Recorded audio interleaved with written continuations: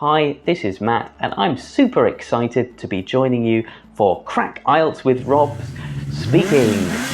Today is your lucky day if you are going to have an IELTS speaking test in the next few months.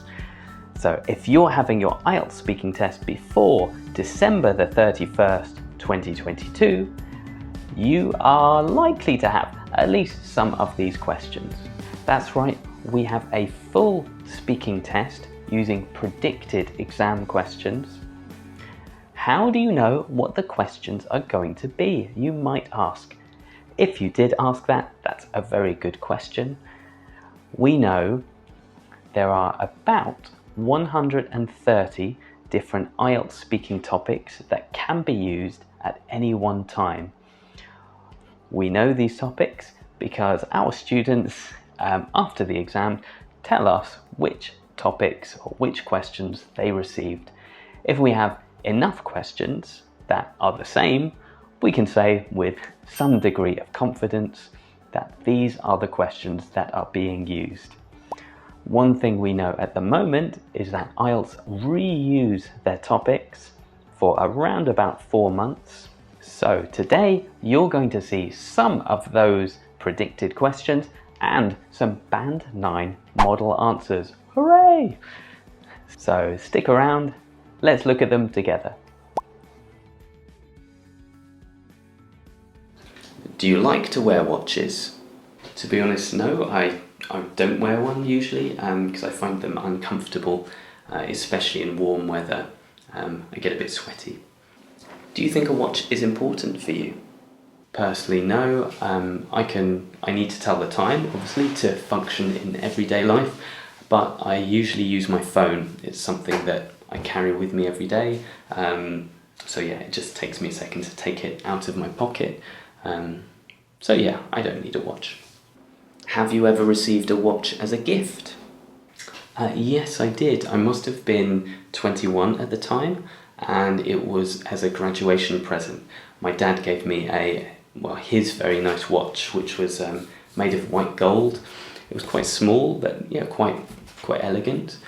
I did really like it, but the thing is, as I said, I don't usually like wearing watches. Maybe if it's a special occasion, I'll take it out. I'm a bit afraid of damaging it or losing it. So yeah, that's the reason why I don't wear it so often. Why do people like expensive watches? I think they're kind of like cars. They're symbols of status or prestige and wealth. Often you'll see people or a suave looking guy on the front cover of an expensive magazine sailing his yacht. It's something that you want to signal to other people that you are successful. So that's why I think they're aspirational products, and part of the reason why people are prepared to pay, in my opinion, quite ridiculous prices for something that just tells the time. Now let's talk about dreams. Do you often remember your dreams?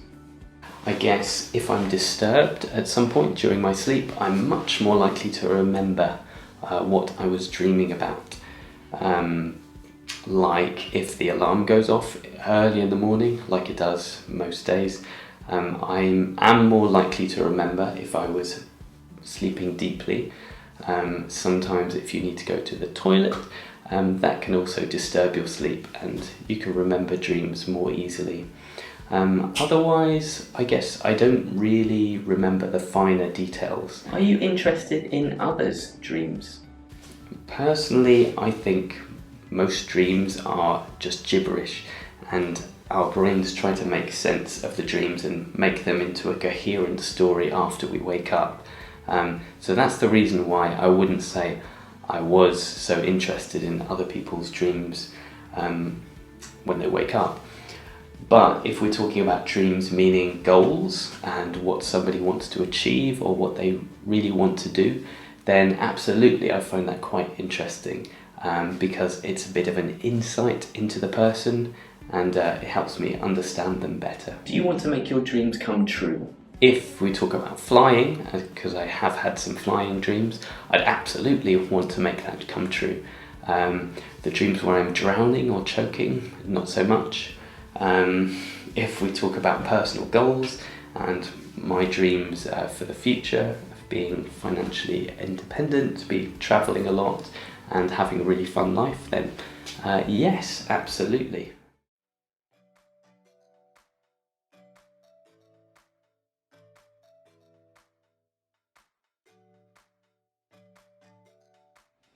I'd like you to describe a positive change in your life. You have 1 to 2 minutes to speak about this topic, so don't worry if I stop you, and I'll tell you when the time is finished. So could you please start speaking now, please? I'm going to talk a bit about a positive experience that happened to me around about 8 years ago. So I remember, this was about 8 years ago, so I must have been 29.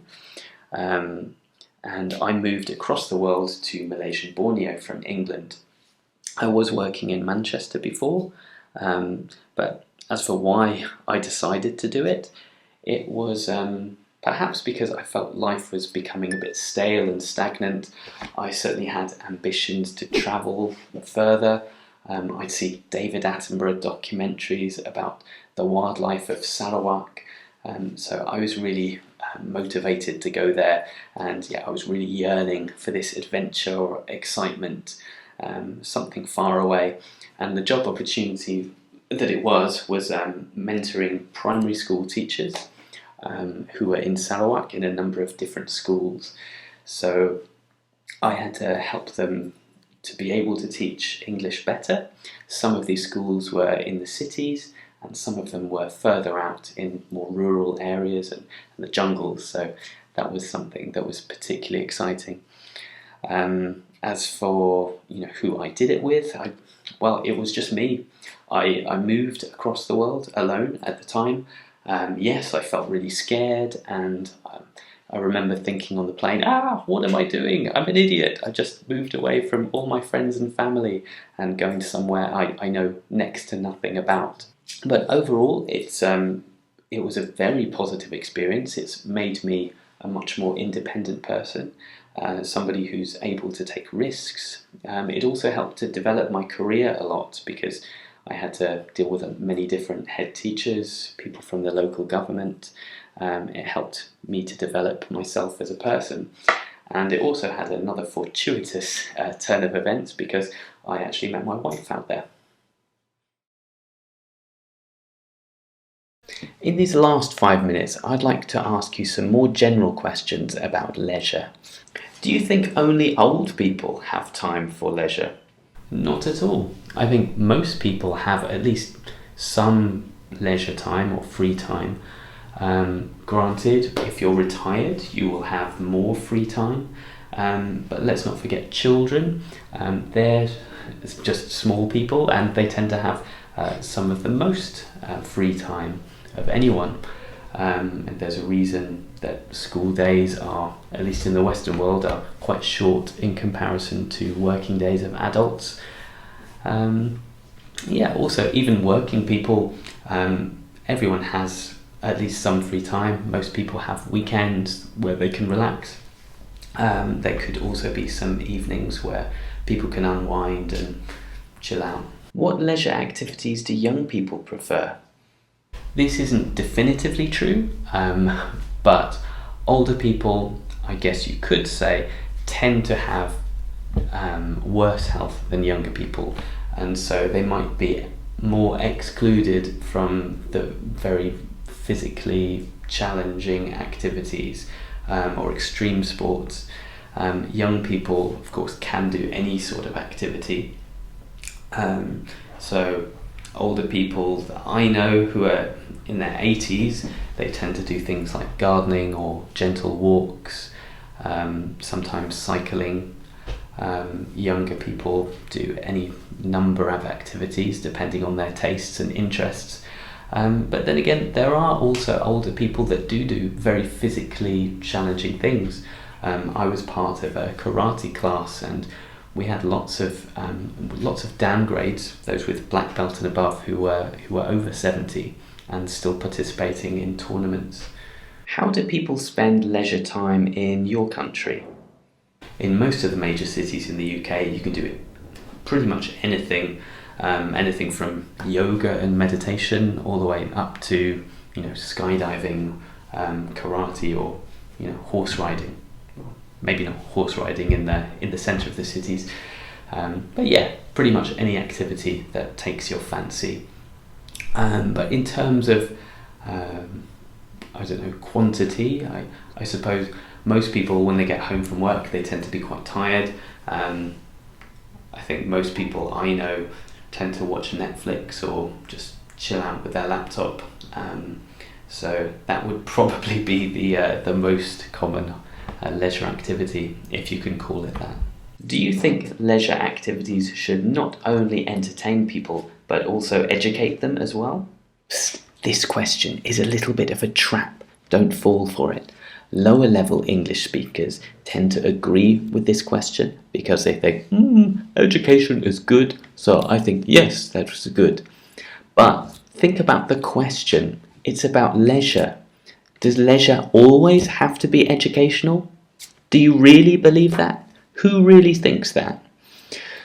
Remember to answer both sides if you do believe that some people think this. Do you think leisure activities should not only entertain people, but also educate them as well? I think by definition, a leisure activity is something fun to do, or something that helps to relax you. So perhaps ideally some parents might want those activities that their children do in outside of school time to also be developing them in some way. But realistically, I think downtime is important, especially for children. So no, I don't think all leisure activities should be educational. Great if they are, but a leisure activity needs to be something that helps you to unwind and find yourself again. Even things like playing computer games, kicking a ball around the street, or just staring at the ceiling. I do that sometimes. Do you think that people today have more leisure time than before? Some people argue that people are busier than they've ever been before, especially now that there are professions like investment banking, being in law, or being a doctor, which require super long hours, or the work culture expects that you work weekends and as much as you can. But I think in modern life you have more of a choice. People don't have to go into those professions, whereas in the past people relied on things like subsistence farming, to work to be able to feed your families. I think there are very few people that absolutely have to work long hours in order to make sure that their families are fed. So in that sense, people have more choice and they are able to work less if they choose to. But perhaps modern working conditions dictate a kind of culture where people are prepared and more used to working longer than before. And I don't think that's so healthy. In general, who do you think has more leisure time, men or women? To be honest, I'm not really sure how to answer that. I suppose it would depend on the culture, the country, and the region. But if we just assume that it's Western culture for now, I think things tend to be a little bit more even in terms of gender equality. Now both genders tend to go to work. They do housework. Things are becoming much more balanced. But I suspect that gender inequality is far from over. So even in Western nations, I suspect that it's women who get a raw deal and perhaps have less leisure time overall, because of household chores and perhaps working as well. If you got some positive ideas about how you could talk about these questions, make sure you don't miss out these next questions, which are even more useful.